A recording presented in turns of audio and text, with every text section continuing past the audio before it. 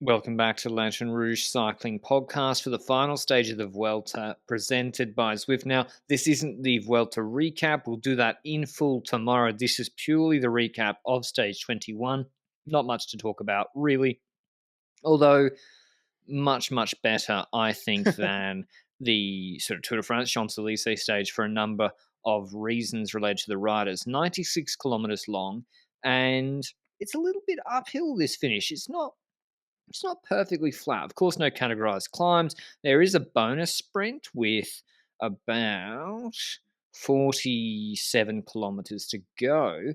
And before the stage, Enric Mas was in fifth, I think, in the points classification, only a few points behind Evenepoel and Marc Soler. And so there's points, UCI points available for third in that competition. So we'll see what happens at that intermediate sprint. But before we get into it, a word on our show partner, Zwift. As you will have seen plastered across the internet, the Zwift Hub has been announced, available on October 3rd in the UK, Europe, North America.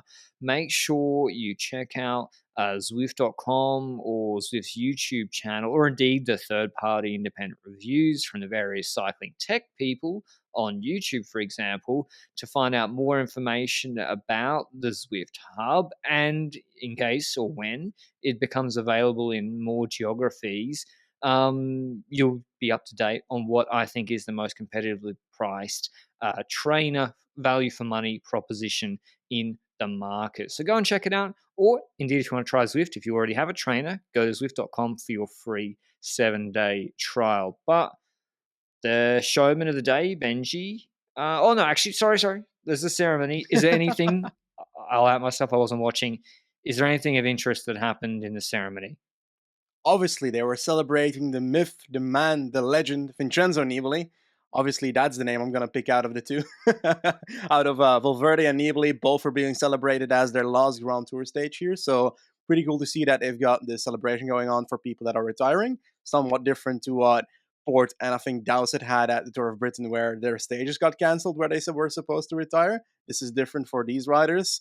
I think Valverde got to ride like an entire lap at the front of the race as well. Dennis did that as well. I don't know why, but that happened. Then the celebratory things where Quickstep takes a picture with Remco in the middle and so forth. But anyway, all that stuff aside, nobody crashed while celebrating at the back, so that's a win. And we didn't have severe crashes anyway. I think Craddock went down once, and that was mostly it for crashes for the day, so that's good. I think Nieuwenhuis as well at a certain point as well. But we came into the circuit. This is where it gets interesting. Let's be honest about it. This is where the tempo starts rising in the peloton, last 40, 50 kilometers, and we get a break of two. Luke Plapp, Australian NC. That jersey, oh, I love it. Australian NC jersey is the best jersey in the peloton. There's nothing anyone can do about it.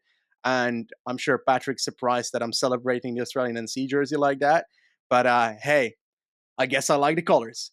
Anyway, outside of that, Julius Johansson also in there. So two riders with, I think, track history, both in the breakaway here, both of them pretty fast on the flat if they put their minds to it. So they kept that up for a bit. They significantly opened up a gap until massive 30 seconds at its peak, I'm pretty sure. But that's basically it for the breakaway. They kept that up for a lot of the race. And is there anything else we can say about this race before we get to the sprint, or is that kind of it? Oh, really? Just Mars, leapfrogging, winning the IS. That means he gets an extra 20 UCI points for Movistar. And that means Carlos Rodriguez didn't or leapfrog Aronsman. Yes. I don't think. Did he try? But we might have made a mistake, or I might have made a mistake by assuming that there's bonus seconds there. I'm not actually 100% sure if that intermediate sprint had bonus seconds in the first place. I think If it they does. did, oh, okay, well then he missed out, I guess.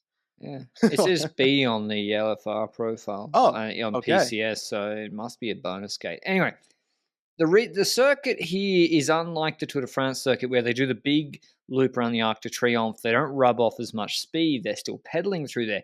This has a number of hairpin, not corners, sorry. It's like a hot dog crit. It's like the Noosa crit. And then when I saw Luke Plapp doing well, I was like, of course he's doing well. It's like a Geelong Bay crit or a Noosa crit. in the summer in Australia in the Australian National Champs jersey. So that's why the Australian National Champs jersey nearly won this race, and because he's got a big engine. But yeah, those corners, they rub off so much speed. The Peloton has to brake so much and then kick out of it. Guys are literally almost unclipping at the back of the Peloton in these corners. And they're both trackies, I think. And so they're in this praying mantis aero position. We ain't So snitching illegal. on it. I don't know. We ain't snitching on Luke Black on this part. Actually, this will go up. It's only if you put it on Twitter during the race, people get done afterwards. But I don't know. It's weird how what's his name Richardson got done for a slightly maybe worse position in Turkey or something last year for resting his forearms on the bars. They still got their hands semi-available to the hoods. I don't know. It's all a mess. And I'm announcing my retirement from something at the end of this podcast too. So stay tuned for that. But yeah, to wrap it up, Plapp and Johansson do really, really well. I think he's done a lot of race days this year, like his most for a long time, because he previously was doing Olympics and stuff. They get caught with 800 meters to go. Why is that important? Because Bike Exchange, Alpecin, and to Israel, other teams use their leadouts or riders. Like, I don't know who Israel were going for. Einhorn? Let me look. Goldstein. They were using their leadouts, Jumbo a little bit. Bora didn't have too many numbers. And UAE had a lot of numbers. They've been the strongest team of this third week. They have Oliveira. They have Soler. Apparently, he said he was out on the piss until 4 a.m. last night. So maybe like he did a ripper lead out. So he should probably continue doing that if he wants to be. He could be a third last man. McNulty at Polance was pulling as well. How do you think? I don't know. Where did Bex go, Benji? Do you think that's what it was? Do you think Plapp killed Bex and then Groves was left with no one in the last 800? I think so, because I swear with like 3.5 kilometers to go, we got to this U-turn. By the way, these U-turns in this parkour, I fucking hate these U-turns, but they did play a decent role into the final when it comes to the Peloton versus break. Because like you said, the tempo is gone in the Peloton. It's so stretched out after those U-turns, and it also takes more time for new domestiques to get to the front after these U-turns. And it also spends more time for these domestiques after these U-turns to get back to speed. Same with the riders in the breakaway, of course. Now, they almost got caught. I swear they were in the wheel of Plapp and Johansson with like 3.5 kilometers to go in one of the U-turns. But then Plapp came out of the corner better than the domestique in the Peloton, and there was a gap again. And I think Johansson decided to attack on the right side of the road then, and Plapp followed, and the gap expanded a tiny bit again, and there was like 10, 15 meters again, 20 meters again. So after that U-turn that I mentioned, it's like it opened up again. So they kept it up until those 800 meters, and it's during that time that I saw like one by one these domestiques coming off the front, those domestiques in the Peloton. And I think that's where the teams that were doing that work indeed got not necessarily sold. Like they spent their energy, they spent their bickies, like you said back in the day. In I say that in now. That's one of my frequent phrases. But yeah, I think I agree. Basically, that whole discussion point, just to make sure that you know that I agree with your take. It's like that, I think, for the domestiques in the Peloton. But when it comes to the sprint itself, the preparation for it, the strongest team to me seemed like Trek had multiple riders still in the last kilometer, right? Yes and no. Like I think UAE were in the front, and UAE were at the front in the stage Roglic crashed that Pedersen won. McNulty, these guys. Okay, this isn't the Tour de France, even though the Tour de France. I mean, I might write a little primer on the death of the pure sprint train, but UAE have had a good lead out here, and relative to the other teams, they have three guys, Milano and Ackerman. We don't know what's going on there. From what I can see, Milano has been told you must sit in front of Ackerman. You may go for your own sprint, and that sprint will effectively lead out Ackerman. And Ackerman, if you can sprint from his wheel, you can sprint from his wheel. Unconventional, but that is what a last man does. They just sprint early with Yeah. their sprinter in their wheel. They just don't continue it for their own result often. Actually, they should tactically. Mercu often has. So they go Soler. Oliveira does a magnificent job. And because they were caught with 800, when Oliveira finishes pulling and Milano kicks, it's like 250 to go or 300 to go. And the reason I say Trek weren't as strong is because Kirsch, and this isn't his fault, he isn't Edward Turns or Jasper Sturven. He's the setup man. He's the last man here for Pedersen. You can see him try to bring up Pedersen from the wheel of Ackerman because he's getting late here and he can't because Milano's his 15 second is so much better than Kirsch's 15 seconds and he can't bring Pedersen into anything but kind of air early. And then Milano starts his lead out, keeps going. Ackerman's in his wheel. I'm like, all right, Pascal, it's time to come out of the wheel because I can see the finish line from the front of the shot. And he just never comes out of the wheel. Milano drifts from the right side of the road to the middle, straightens up a bit, doesn't completely chop Pedersen, and he wins the stage with Ackerman not able to come out of his wheel. I've never seen it. I've never seen anything like this before when I've been watching cycling. It's different to a few examples, but yeah, how did you see this sprint, Benji, and Milano, what he did? When it comes to Milano, it reminded me of that stage that you mentioned that Groves won. In that specific stage, I swear that Degenkolb launched early and Milano launched next to Degenkolb basically and started sprinting, but Ackermann was not on his wheel. So he just kept on sprinting after his lead out itself. I swear he was launching from 400 meters that stage. And as a consequence, he ended up finishing fourth. And I think after that stage, the idea should have popped up in UAE's mind already of like, oh, this Milano guy, pretty fast. We've seen him in the past, winning multiple stages.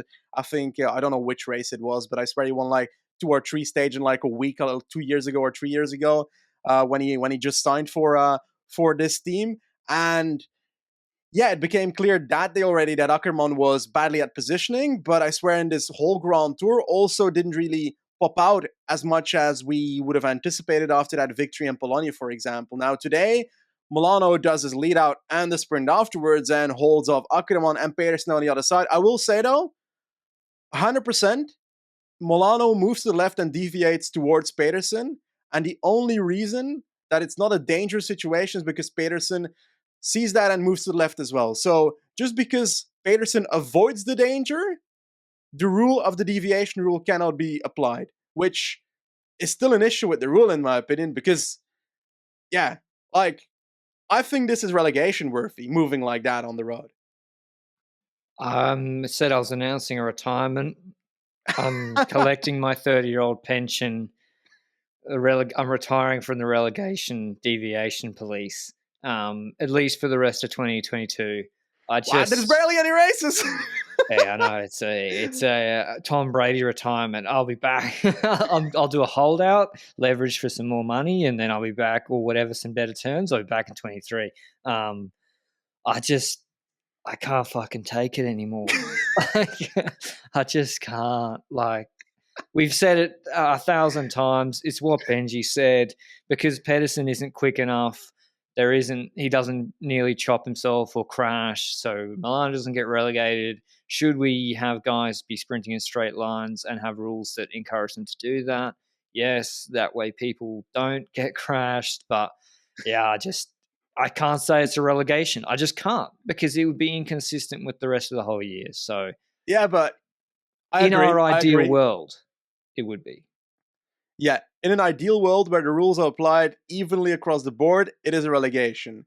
But we've seen crazy relegations already this year. We've seen moments that are crazy that are not relegated. It's impossible to decide. Like, imagine if the rules didn't exist and you had to guess from the races where rules were applied what the rule was. I have no clue what the rule was. Oh, no, it's easy. No, that's easy. What? Was the guy going to win? Was it Buhani? Is he famous? Does he speak English? Is he popular?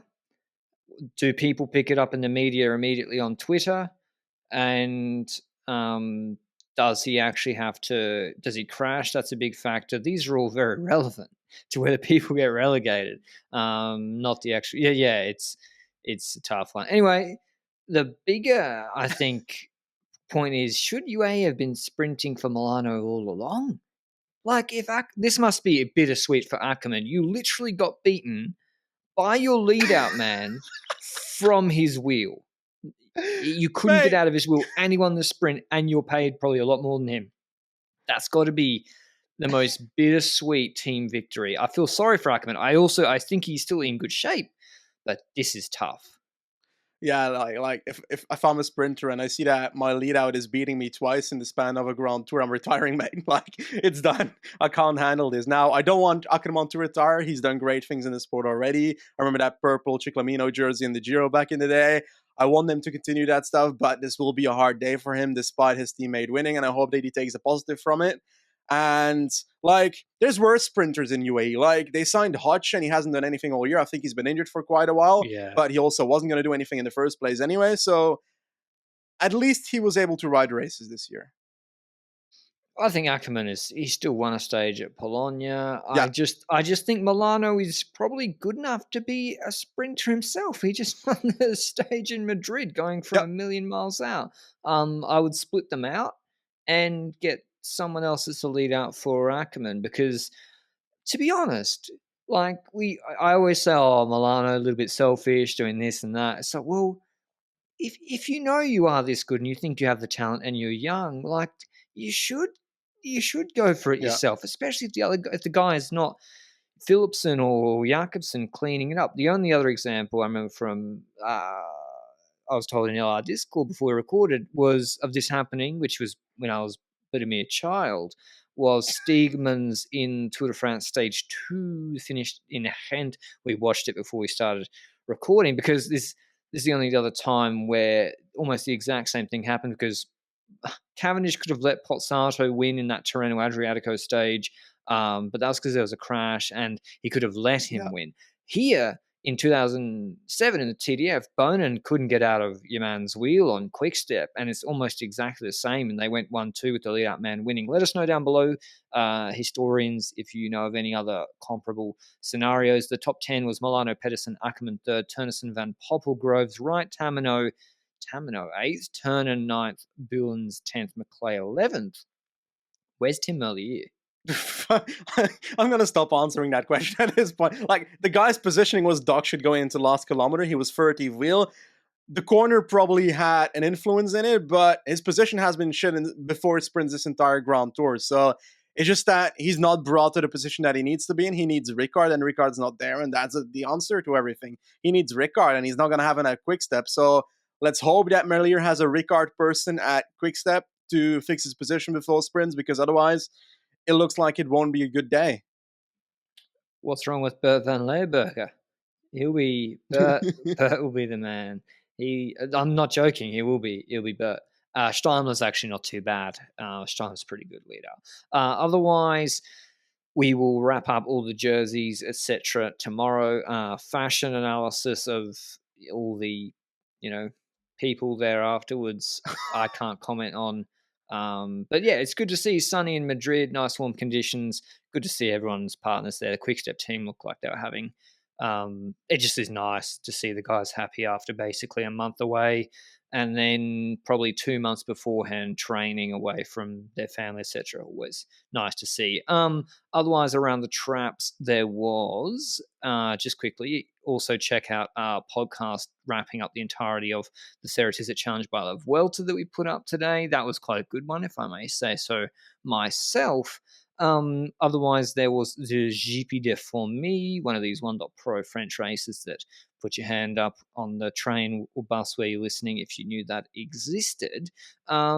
Where Lotto, Bike Exchange, Arkea, Alpes, and Quickstep, Total, As You Deserve, Trek were all there. But very important for Bex and Lotto for points. Arnaud Delis, I understand, crashed, but Yeah. apparently, according to the Lotto thing, not too serious. And Ewan beat Groenewegen. But I didn't watch it too closely, Benji. Groenewegen, you said he went from a million miles out.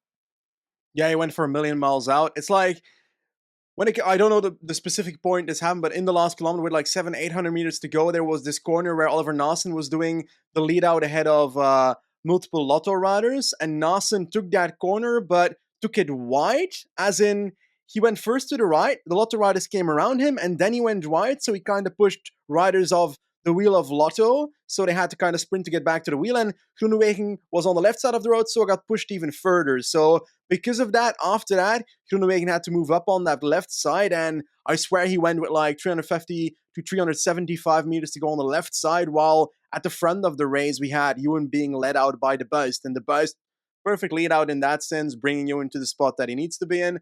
But, well, I'm saying perfect lead out, but Ewan was left at the front quite early regardless. So Groenewegen came around Ewan after going from way earlier and basically sprinted in front of Ewan until Ewan came around again. And that's how the race was won by Caleb Ewan here at the finish line of GP for me. So, yeah, Ewan did what he needed to do. He didn't start sprinting like crazy after the bias dropped him off a bit too early, but I think it was also because he noticed Groenewegen come up at that point. But yeah, UCI points, eh? That's a story of the day at this race, I'm guessing. 200 points for him, but it's 150 for Bex, so it's only a 50 point or so net gain on them. Israel, they're not scoring enough, and it's Ewan. Like I think he scored like 38%, 40% of his season's points in this stage today. More points than his second at Kerner, Russell Kerner, which is says all that needs to be said, really. But I guess if he carries this form, Lotto have a chance as long as Arnaud Delis is not injured. Yeah. He is key to their survival. But that's the news from today. There'll be the Montreal recap later this evening with me and Alejandro. Then Benji and I will be back with the full Vuelta recap tomorrow. There's probably some gloating to do. I believe it was maybe our most successful from a stage picking perspective ever. Not that we track it, but it felt like it. So I'll have to do the accounts for that this evening to make sure that is correct. But I hope you enjoyed it and all the recaps. Thanks to Zwift as always, and we'll see you with that tomorrow. Ciao.